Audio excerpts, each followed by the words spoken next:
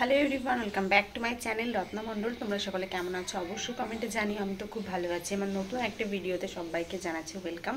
আজকের ডে হচ্ছে আমার মেকআপের day second. First day class হয়েছে, আজকে সেকেন্ড ডে ক্লাসে যাচ্ছি। তো আজকে সেকেন্ড ডে ক্লাসে গিয়ে কী কী শিখি, কী কী করি সবটাই শেয়ার করবো তোমাদের সাথে। ভিডিওটা স্কিপ না করে দেখতে থাকো আর আমি বাড়ি থেকে বেরোই। আজকে ছিল আমার জীবনে আর একটা নতুন অধ্যায়। আজকের দিনে কিন্তু আমার সেকেন্ড মেকআপ ক্লাসে ভর্তি হয়েছি নিজেকে সাজানোর জন্য। যেহেতু আমি এত পরিমাণ সাজতে ভালোবাসি, তাই মেকআপ জিনিসটা যদি আমার মাথার মধ্যে ঢুকে যায় তাহলে কি হবে, আমি প্রত্যেকটা লুক তোমাদের সঙ্গে সুন্দর করে ক্রিয়েট করতে পারবো। বাট আমার কি মেকআপ সংক্রান্ত কোনো নলেজ আছে? না, আমার মেকআপ সংক্রান্ত কোনো নলেজ তো নেই। বেসিক্যালি আমার মেকআপের কোনো প্রোডাক্টও নেই। আর 10টা মেয়ে যেমন মেকআপ করে রাস্তায় বেরোয়, তেমন আমি বেরোতে পারি না, কারণ আমার এই বিষয়ে কোনো ইন্টারেস্টই নেই। তারপরও কিছু কিছু সময় মনে হয় যে নিজেকে যদি একটুখানি সাজিয়ে তুলতে পারতাম বেশ ভালোই লাগতো। তো সেই একটা কারণ নিয়েই কিন্তু আমার এই মেকআপ শিখতে যাওয়া। জানি না আমি কতটুকু কি করতে পারবো, নিজে কিছু শিখতে পারবো কি না। তোমাদের সঙ্গে সবটাই যখন শেয়ার করছি, এটাও শেয়ার করব। আমার ভালো দিকগুলো তোমাদের সঙ্গে শেয়ার করব, খারাপ দিকগুলো শেয়ার করব না, এটা কখনো হতে পারে না। আর আমার ফ্যামিলি মেম্বারের মতো কিন্তু আমি তোমাদেরও ভালোবাসি, সবটা শেয়ার করি ডেলি রুটিনে কি করছি না করছি। তাই তোমাদের যদি কোনো রকম কোনো মন্তব্য থাকে অবশ্যই আমাকে কমেন্ট করতে পারো, আমি কিন্তু তোমাদের কমেন্টের রিপ্লাই দিয়ে দেবো। তো দেখতে দেখতে দেখো আমি গোবরডাঙ্গা, মানে তোমাদের সঙ্গে গল্প করতে করতে গোবরডাঙ্গা চলে এসেছি। এই সরণি দেবেন্দ্রনাথ ঘোষের যে রোডটা, এই রোড থেকে হেঁটে গেলে আমাদের 5 মিনিটের মতন সময় লাগে দিভাইয়ের বাড়িতে যেতে। তো দিভাই কিন্তু বাড়িতেই বেসিক টু অ্যাডভান্স মেকআপের কোর্স করায়। তো খুবই সুন্দর হাতে ধরে করায়। এটা আমার সেকেন্ড ডে ক্লাস, জানি না কি করব। আর এদিকে দেখো দিভাই আমাদের ক্লাসে ঢুকছিল, ওনার বাড়ি যদিও এটা, বাট উনি একটু ছিল না, এই কারণে লেট হলো। আর আমরা তো এই 11:30টার ট্রেনটা ধরি বলে খুব সুন্দর করে চলে আসি। তো ফার্স্ট ডে ক্লাস প্রচুর নার্ভাস ছিল। আজকে সেকেন্ড ডেতে একটু নার্ভাসনেসটা কমেছে, বাট তারপরেও কতদূর কি করতে পারবো কিছুই জানি না, দেখা যাক কি হয়। তো আমি তো চলেই এলাম ক্লাসের মধ্যে। এখানে আসার পর দেখি সকলেই মোটামুটি চলে এসে, আর দিভাই একদম টাইম নষ্ট না করে কিন্তু আমাদের আই মেকআপের যে বেসিকটা সেটা শেখাচ্ছিল। আর দেখো আমার হ্যান্ডরাইটিং যতটা খারাপ, ততটা আমি আর্টিস্টও খারাপ। আমি কিন্তু কিচ্ছু আঁকতে পারি না, দেখতেই পেলে বগার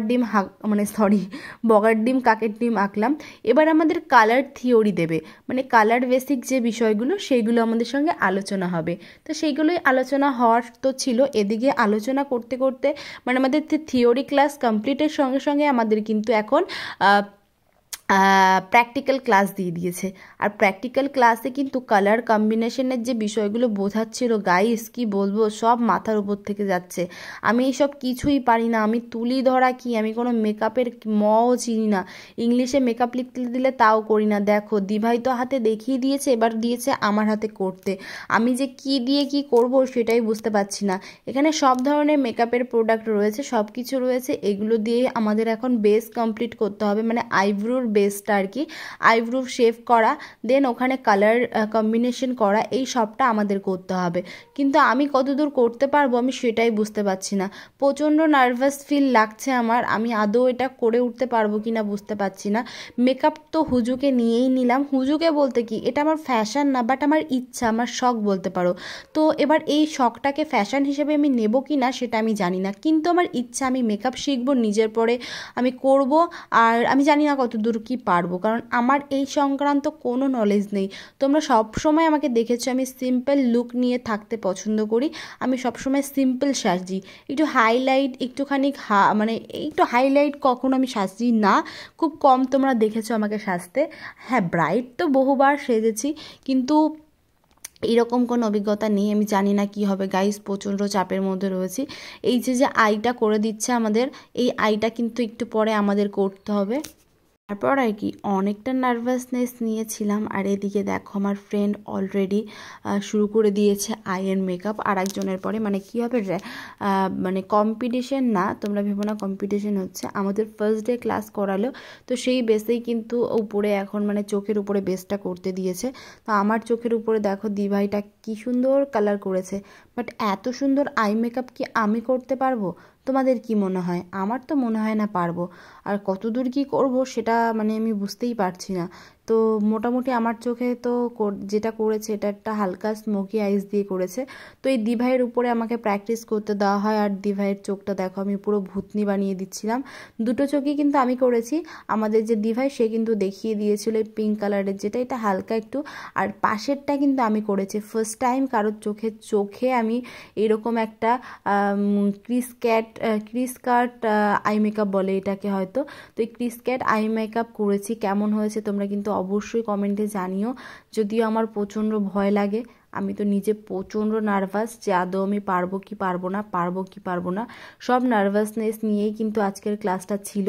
তো বুকের ভিতরে তো ধরাস করছিল, আদৌ পারবো কিনা বুঝতে পারছিলাম না। তারপরেও চেষ্টা করেছি যতটুকু, সবটাই তোমাদের সঙ্গে শেয়ার করেছি। তোমরা কিন্তু অবশ্যই কমেন্ট করে জানাবে যে এই আই মেকআপটা কেমন হয়েছে কি না হয়েছে। তো আস্তে আস্তে হয়তো প্র্যাকটিস করতে থাকলে সবটাই নিয়ন্ত্রণে আনতে পারবো, সবটাই হয়তো কমপ্লিট করতে পারবো, একটু তো সময় লাগবে। তো ফাইনালি দেখো এই দুটো আই কিন্তু আমি করেছি। কোন আইটা তোমাদের কাছে সব থেকে ভালো লেগেছে জানিও। তো মোটামুটি ক্লাস তো আমাদের কমপ্লিট, আর এই দেখো আমার দুটো চোখের আই পুরো ভূত লাগছে। এখন আমরা মানে কাজটা ভালো হয়েছে বাট আমাকে ভূত লাগছে।